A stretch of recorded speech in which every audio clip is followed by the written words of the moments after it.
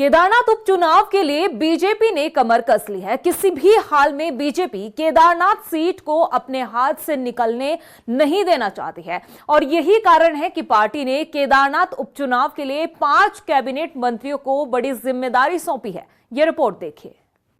केदारनाथ उपचुनाव के लिए बीजेपी ने कसी कमर। मंगलौर बद्रीनाथ के बाद केदारनाथ उपचुनाव पर नजर। कैबिनेट मंत्रियों को मिली बड़ी जिम्मेदारी। उपचुनाव में कितना पड़ेगा असर। भले ही केदारनाथ उपचुनाव की तारीख का ऐलान न किया गया हो, लेकिन बीजेपी ने अभी से ही अपनी तैयारियों को तेज कर दिया है। हाल ही में मंगलौर और बद्रीनाथ उपचुनाव में हार का सामना करने के बाद बीजेपी किसी भी सूरत में केदारनाथ सीट अपने हाथ से जाने नहीं देना चाहती। यही कारण है कि बीजेपी हर तरह से केदारनाथ उपचुनाव की तैयारी में जुटी है। अब केदारनाथ में जीत हासिल करने के लिए बीजेपी ने 5 कैबिनेट मंत्रियों को बड़ी जिम्मेदारी सौंपी है। केदारनाथ विधानसभा उपचुनाव में कोई भी जोखिम बीजेपी नहीं लेना चाहती।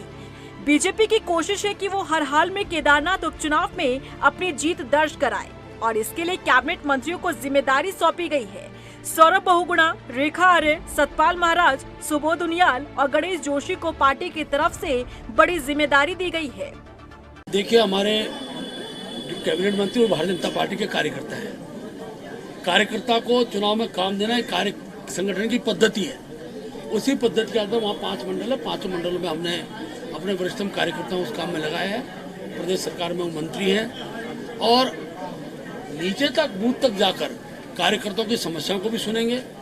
जन समस्याओं के समाधान के लिए प्रयासरत रहेंगे कि आचार संहिता में समय लगने वाला है।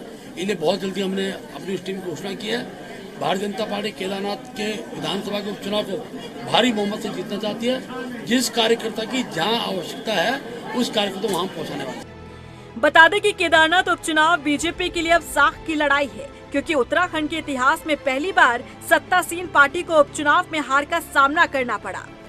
भले ही मंगलौर और बद्रीनाथ सीट को गंवाकर बीजेपी को कोई नुकसान न उठाना पड़ा हो, क्योंकि ये दोनों ही सीटें बीजेपी के पास नहीं थी, लेकिन इन दोनों ही सीटों पर जीत हासिल करने के लिए बीजेपी ने कोई कम कसरत नहीं की।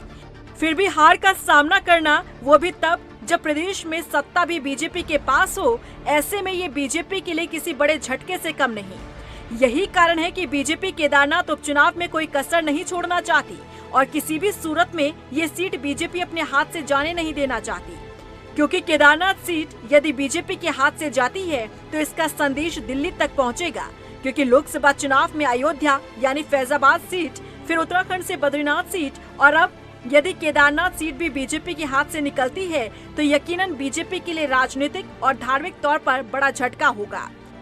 वहीं दूसरी तरफ विपक्षी दल कांग्रेस केदारनाथ के मुद्दे को हाथ से जाने नहीं देना चाहती। 12 सितंबर से एक बार फिर कांग्रेस केदारनाथ प्रतिष्ठा यात्रा शुरू करने जा रही है।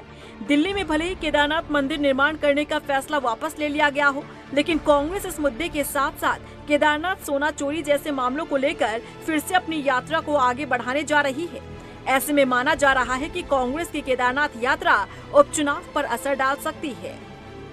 बहरहाल दोनों ही सियासी दलों द्वारा केदारनाथ उपचुनाव में जीत को लेकर सभी हथकंडे अपनाए जा रहे हैं। देखना होगा कि आखिर इस उपचुनाव में कौन किस पर भारी पड़ता है।